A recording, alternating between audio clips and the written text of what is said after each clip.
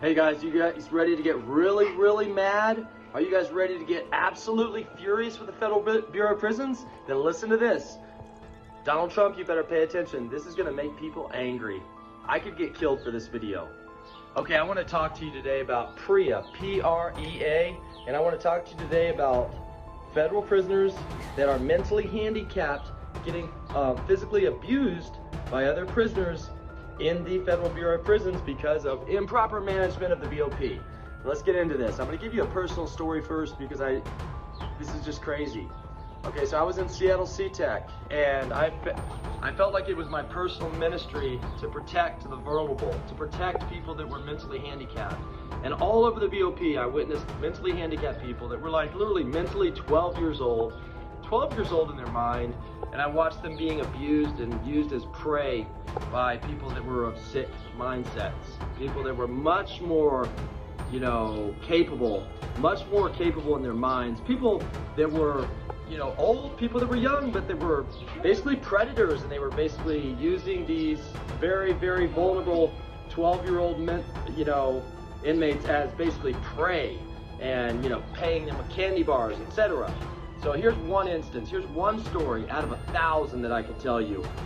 There was one very mentally handicapped young man in Seattle CTEC, and I saw this other sex offender talking to him, and next thing you know, I saw him giving him a candy bar. Next thing you know, I saw him in the older sex offender's room, and his shirt was off, and the older sex offender was giving him a back massage.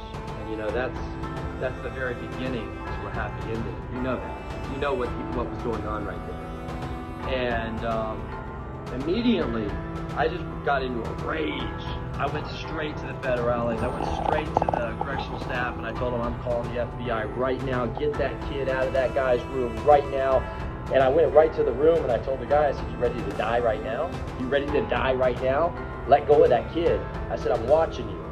So that's one instance. Let me give you another instance from the very same institution where this is being completely mismanaged.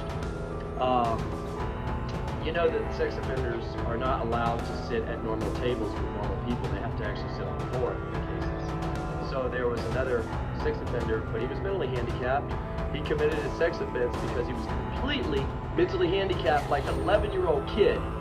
And now he's not allowed to sit at a table. He's like 11 years old in his head. And he wanted to sit at a table. He didn't want to be, feel inferior and have to sit on the floor. So he wanted to sit at the table that the Serenios thought they owned. So now there's one mentally handicapped 11-year-old against 20 or 30 Serenios, a criminal organization, an actual gang. And the Serenios told him, no, you're not going to sit at this table. And he's like, no, I am going to sit at this table. So they decided they were going to fight him, 20 or 30 people against one person. So this 11-year-old mentally handicapped person went into his cell, and he found a piece of plumbing, a little piece of plumbing, and he proceeded to defend himself against 20 or 30 other federal inmates. They were huge, big inmates. And this is like a little shriveled up 11-year-old mentally handicapped sex offender trying to defend himself with a little piece of plumbing. So what happens? The dorm gets locked down immediately.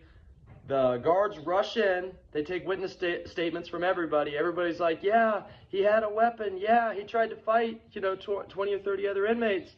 So I realized, what are they doing? They're trying to give this guy 5 or 10 more years, maybe 20 more years added to his sentence. So guess what?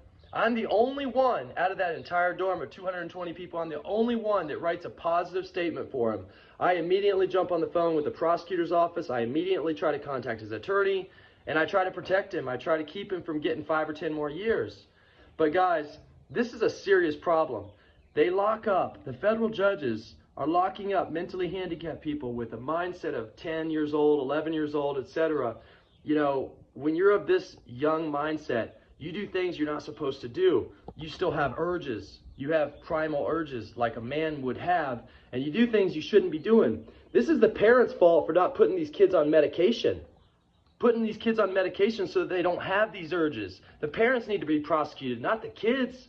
not these 9 or 10-year-old mentally handicapped kids. And then the BOP is mismanaging these people and putting these people in very, very dangerous positions where they're going to be predated on as prey. And yes, this is happening in 122 institutions all across the United States of America right now. There's people being abused that are 9 or 10 years old mentally right now. And yes, this makes me angry enough to freaking take somebody. This makes me very angry. I'm ready to take somebody on right now. The moment I see something like this, you better believe it. Fist to the face? Absolutely. And a lot more.